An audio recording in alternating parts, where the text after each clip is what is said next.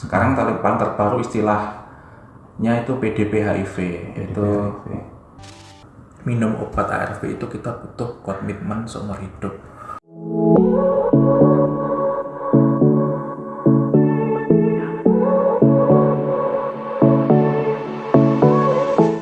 Mimbar Alansyah.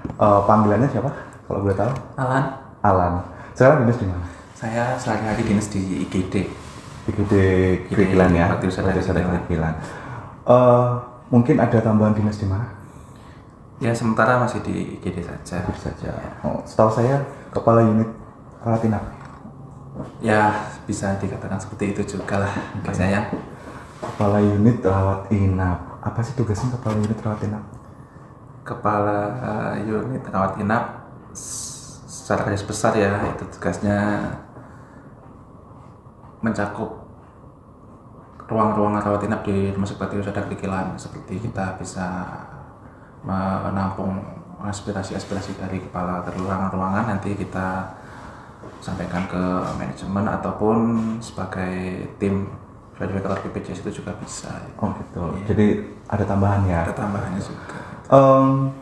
Jadi kepala unit rawat inap tuh ada nggak sih suatu masalah yang mungkin yang biasanya kan ada banyak lah, nggak mungkin ada masalah kan di ruangan kan sih, nggak mungkin free lah maksud saya. Jadi pasti ada suatu masalah, satu ataupun dua. Kebanyakan masalahnya apa sih? Untuk sementara ini problem di rawat inap itu ya jarang ada ya, mungkin semuanya sudah solid ya. Yang paling sering ya mungkin komplain-komplain dari pasien itu dengan setiap hari itu ada kekurangan kita, tapi kita tetap tiap hari juga upgrade untuk bisa mengatasi komplain-komplain dari pasien seperti itu. Jangan terlalu serius, santai aja, relax ya. Iya. Oke.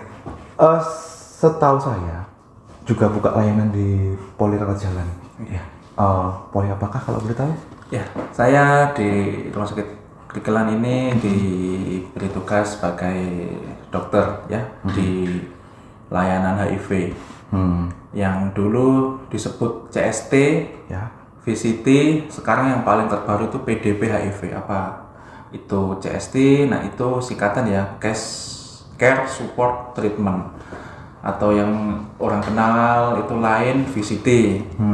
Bisa voluntary testing, tes itu juga. Sekarang paling terbaru istilahnya itu PDP HIV, itu Jadi udah berubah nama dari awalnya CST, terus bisa orang bilang tutupnya dan lain-lain itu, kemudian sekarang jadi PDP HIV, PDP HIV. HIV/AIDS. Nah, PDP HIV AIDS itu istilahnya kita buka berapa setiap hari kah atau bagaimanakah? PDP HIV kita harus tahu dulu ya singkatannya apa. Itu perawatan dan pengobatan dukungan pengobatan HIV/AIDS ya di Rumah Sakit Krikilan. Sementara masih buka layanan setiap Senin dan Rabu saja sesuai perjanjian. Gitu, ya karena ya kita berharapnya kan pasien HIV itu terus turun ya, ataupun tidak ditemukan sama sekali. Ya mungkin karena masih, semoga aja kasusnya juga jarang, kita tetap hanya masih bisa menerima pasien baru pun atau yang lanjut pengobatan itu aja. Oke. Maaf nih ngomongin obat nih dok ya. Keefektivitasan obat ini sepertinya ini yang jadi perhatian saya tuh ketika kita konsumsi obat TB ya, TB ini kan berkelanjutan. Ketika mereka stop 1 hari itu akan mengulang lagi dari awal. Bedanya sama ARV-nya apa? Kalau ARV itu kan ada banyak obat ya, kita secara ilmu tuh ada 2 kombinasi obat ya, NNRTI sama NRTI. Itu rekomendasi dari WHO, 2 kombinasi obat. Dari awal itu banyak kombinasi obat, yang terbaru kemarin itu ada kombinasi obat terbaru. Kita sudah mengaplikasikannya di Poli PDP kita di Krikilan. Ada 2 pasien baru itu sudah memulai regimen terbaru. Itu keuntungannya apa? 3 kan minimal 2 obat jenis NNRTI, 1 NRTI itu dikombinasikan hanya 1 pil. Jadi memudahkan Jadi satu konsumsi ya. obat itu. Nah, karena enak konsumsi obat satu, 3 obat jenis jadi satu, Ya. itu konsumsinya enak juga mengurangi lupa, betul, lupa. Karena efek dari lupa minum obat kalau TB kan mengulang dari awal. Yang ini nanti virusnya menjadi kebal. Oh itu. Kalau menjadi kebal itu pengobatannya lebih sulit karena kita harus merujuk ke poli PDP HIV. Biasanya kita ke Surabaya karena ada satu obat yang tersedianya hanya di Surabaya itu. Makanya kita edukasi keluarganya, Pak, Ibu, Mas, Mbak, kalau minum obat ARV itu kita butuh komitmen seumur hidup karena ini berhubungan dengan biar mereka itu bisa hidup Panjang.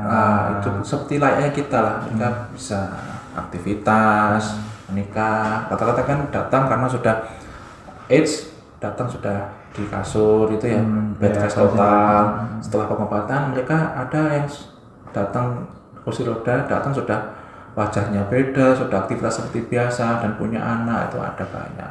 Butuh komitmen seumur hidup karena kalau tidak rutin minum obat bolong-bolong, resisten virus itu ada. Jadi virusnya lebih pinter nanti, itu pengobatannya lebih sulit. Nanti tambah jenengan pengobatannya tambah di Surabaya. Resisten ini berarti sebenarnya kebal ya sama obat yang diberikan di betul. awal ya. Gitu. Sama kayak TB itu juga kebal, naik ke golongan obat di atasnya itu lebih sulit nanti, lebih susah. Nah, ini ngomongin obat dari 3 jadi 1, istilahnya dosisnya kan berbeda. Ada nggak reaksi yang ditimbulkan? Mungkin untuk membuat orang ini, nanti saya minum obat ini, ternyata saya mual muntah, saya nggak enak, ada reaksi lain kan? Istilahnya kayak nanti saya minum obat ini, ketahuan orang kenapa sih? Oh karena saya bisa minum obat ini, obat apa? Banyak orang yang kepo dan akhirnya kan ketahuan kalau dia minum obat untuk HIV seperti itu. Nah, ada reaksi nggak sih? Kita pengobatan ARV itu memulai inisiasi itu 2 minggu dulu pertama, Mas. Kita mencoba kayak kemarin itu ada regimen baru, kita coba 2 minggu. Yang pasien lama-lama yang sudah cocok itu kita nggak rubah. Kalau pasien baru kita langsung ke regimen terbaru yang dari Dinkes karena obat ARV itu kan gratis ya dari pemerintah itu di Dinas Kesehatan.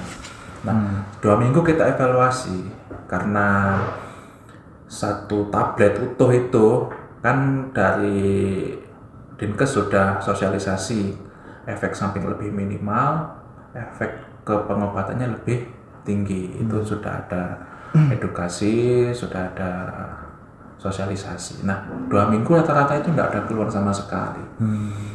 Nggak ada keluhan sama sekali. Kita lanjut lagi 2 minggu lagi kita evaluasi.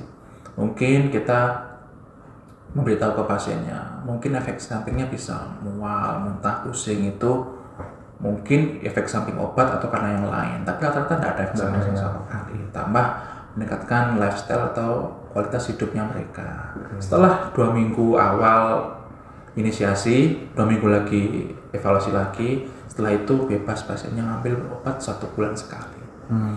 Karena ada yang di sini ada yang 1 orang dititipkan ke yang dipercaya itu bisa, ambil sendiri juga bisa. Karena ternyata takut ya rumah sakit karena kok rumah sakit kenapa sih takut ketahuan statusnya. Tapi ternyata sih mungkin di sini sudah diskriminasinya sudah tidak ada ya. Jadi mereka juga tidak terlalu kepo. Ini sakit apa enggak gitu. Jadi mereka rata-rata ya santai ke rumah sakit. Teman saya ke poli CST atau VCT gitu ya, ngambil obat dok nih. Mereka menyampaikan ada keluhan. Kita pantau berat badannya, kita pantau infeksi oportunis. Oportunis itu infeksi yang menunggangi karena imunnya sudah rendah, takutnya ada infeksi yang seperti TB, pneumonia, kita tetap screening lagi. Kenapa saya tanyakan seperti itu? Biasanya kan ada sebenarnya kan orang itu nggak mungkin lempeng-lempeng aja kan, nggak mungkin kan. Takutnya ada efek samping yang membuat seperti itu. Jadi kayak istilahnya ketika orang mau kesini, mau konsultasi, mau ngambil obat, takut. Mungkin ada temen kantornya yang terlalu kepo dan nanti drama kedua, ketiga dan lain-lainnya kasihan seperti itu kan. Netizen sulit itu ya menghambat pengobatan juga. Tapi sementara di sini aman. Kalau dari pihak rumah sakit kita sepertinya ya kalau sudah rahasia ya nggak mungkin kan kita mau gimana juga. ditakutkan kan ya orang-orang yang lain di balik yang itu lain kan, itu. sepertinya seperti itu. Nah, tadi dokter juga bilang bahwa obat ini gratis dari pemerintah nih. Kalau semuanya ada syarat tertentu nggak sih? Ya mungkin syarat pertama bahwa kita harus cek dulu kan, hasilnya seperti apa, reaktif atau non reaktif, baru pengobatan seperti itu. Nah setelah itu ada persyaratan lain nggak? Mungkin datanya dibutuhkan buat ini. Memang free dari pemerintah, apa dari BPJS juga menanggung atau bagaimana? Nah, pengobatan ARV kan setiap kota kayak di Banyuwangi itu rumah sakit sudah sama puskesmas sudah ada ya PDP HIV/AIDS. Nah, itu bagi orang yang statusnya sudah diketahui status penyakitnya bisa datang ke puskesmas atau rumah sakit. Makanya fungsinya CST yaitu ya Care Support Treatment kita atau VCT, Voluntary Consult. Kita datang ke poli tersebut, kita menggali faktor risiko.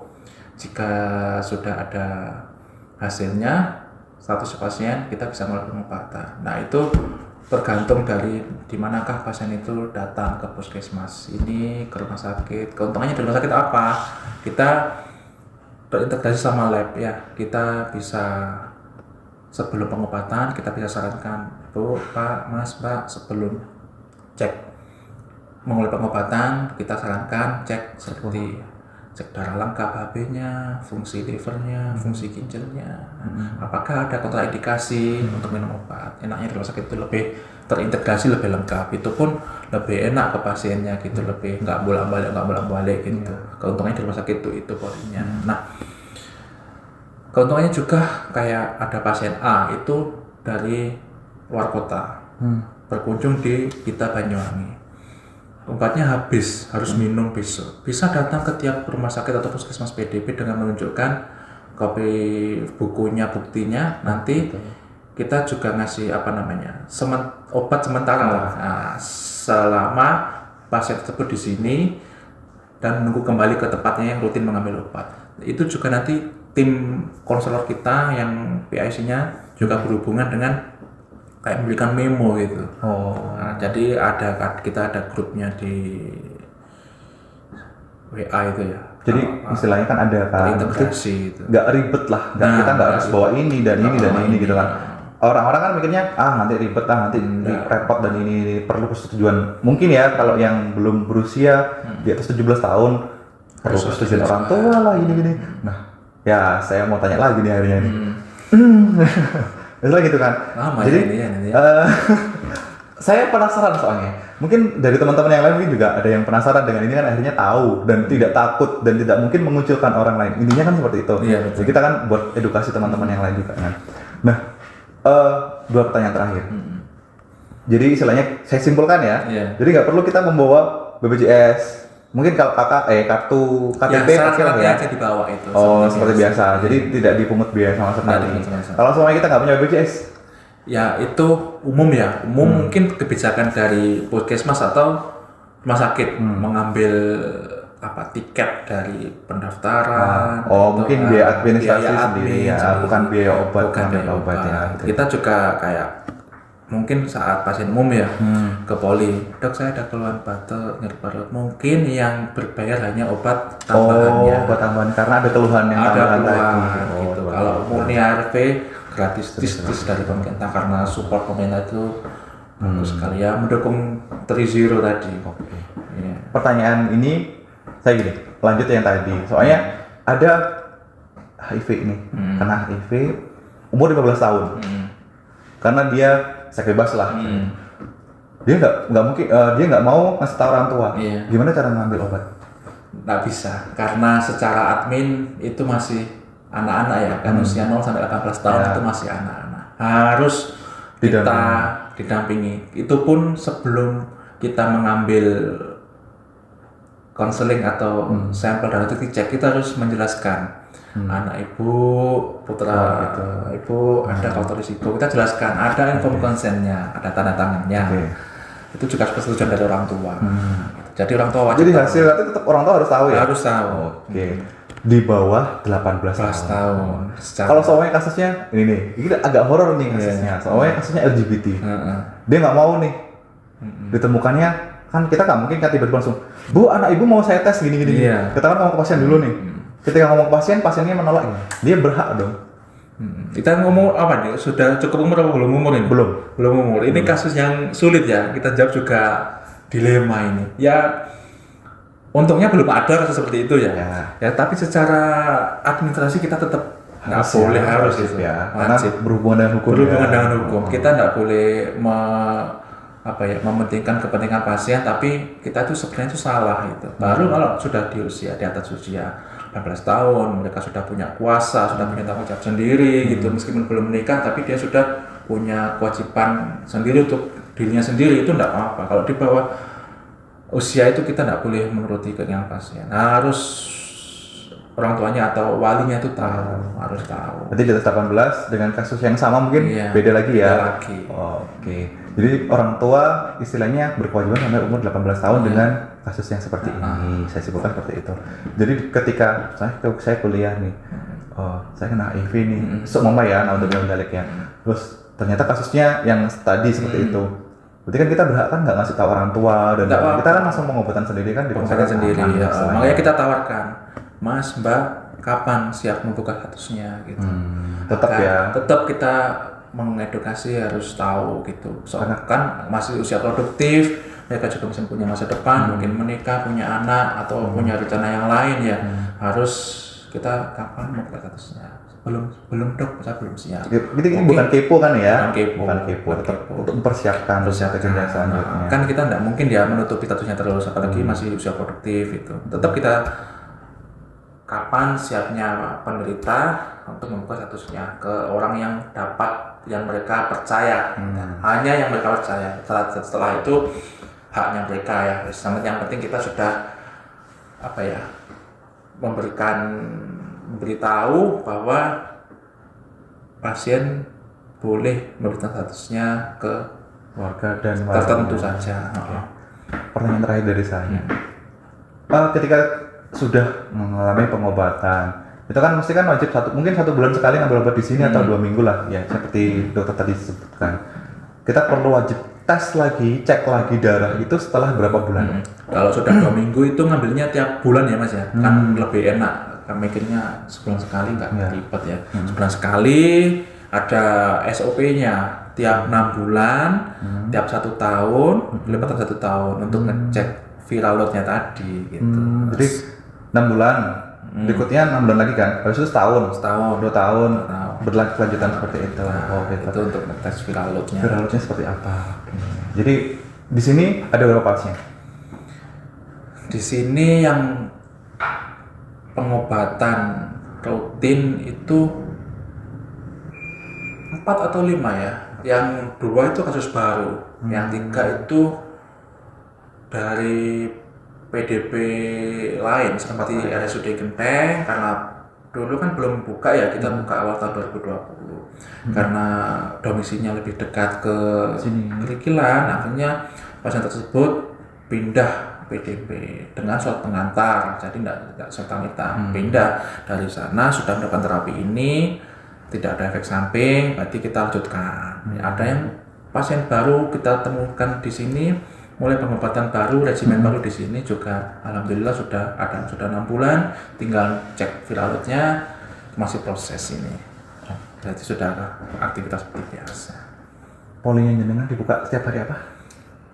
Senin sama Rabu ataupun sesuai dengan perjanjian. Oke, jadi fleksibel. Fleksibel ya, karena ada tim sendiri ya. Jadi kalau di jadwal Senin sama Rabu. Senin dan Rabu. Senin dan Rabu saja. Jamnya terserah. Jamnya bisa jam 10 ataupun nanti fleksibel sesuai perjanjian saja. Jadi sudah perjanjian mau konsul atau bagaimana? Konsul pagi, sore, nanti pasiennya pengen hari ini. Saya juga. Berarti tetap Senin sampai dengan Sabtu akhirnya ya, saya sebutnya ya. Iya bisa ya, jadi sesuai perjanjian. Ya, sesuai perjanjian. Berarti kan nanti ada kontak person sendiri kan. Gitu.